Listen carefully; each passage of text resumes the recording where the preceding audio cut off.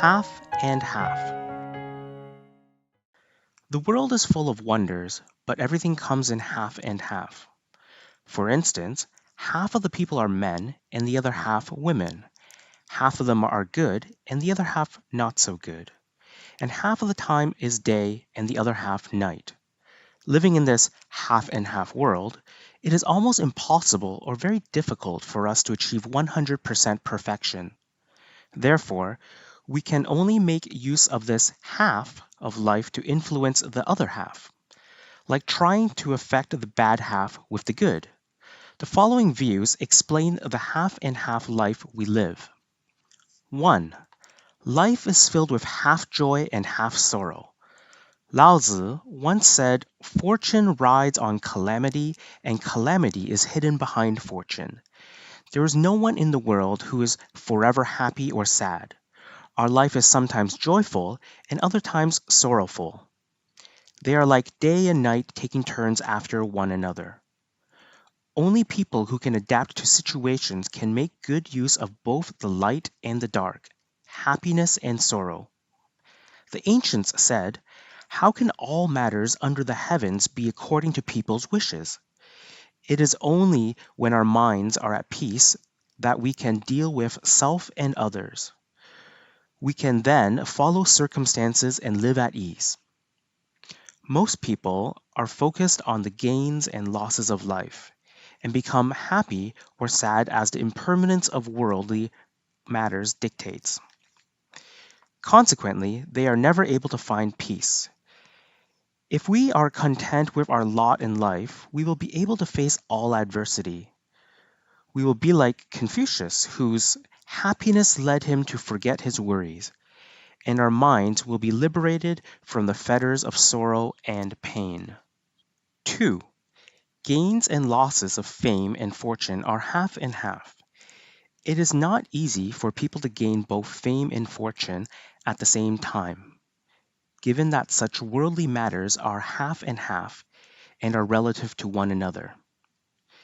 If we are inextricably caught in the net of fighting for fame and fortune, we may indeed lose more than we gain. Some entrepreneurs may have built an empire with their corporate enterprises, but lost the love of their family and their own health in exchange. The ruler of a country may keep waging war in order to gain more territory, yet end up losing the support of his citizens as well as his precious character and moral standards. Lao Tzu asked, "What is dearer, fame or our body? What is more, our body or goods? What is worse, gain or death?" The value of life depends on how we evaluate it. Between the gains and losses over fame and fortune, we must be wise in how we assess them. 3. The gathering and dispersing of wealth is half and half.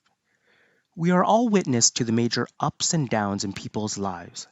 So too does this wealth come and go.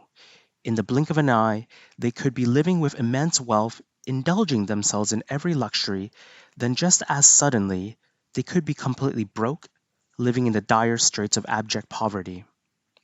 According to the saying, wealth does not last for more than 3 generations. The connected discourses of the Buddha also points out that all phenomena are impermanent, and over the centuries, few of the imperial dynasties of China lasted for more than 6 emperors. Moreover, the wealth nobility under many dynasties all ended in downfall. And on the other hand, many of the very wealthy people and learned scholars came from very poor families. Therefore, the honor, disgrace, wealth, and poverty in this world are all impermanent. Though we may be down and out for the moment, as long as we are willing to work hard and persevere, we will surely succeed one day. 4. In cultivation, the Buddha and our demons are half and half. This is the world where the Buddha and our demons are present together and where misfortune and fortune exist at the same time. Living in this half and half world, there is the world of the Buddha and that of our demons. In reality, they exist between our thoughts, for when we can turn our thinking around, we can change ignorance into enlightenment, sorrow into joy, stupidity into wisdom, and harmful thoughts into compassion. As the saying goes, put down the butcher's knife and become a Buddha right here and now. Therefore, within the half and half world of the Buddha and our demons, we can transform the demonic into the Buddha, enabling us to become virtuous and wise. The world is divided in half between good and bad. Most people can only accept the good half and not the bad. As a result, they can only achieve half of what they have set out to do. We can possess a complete life only when we can accept the good half and tolerate the bad half as well. Therefore, we need to understand clearly this half and half life of ours.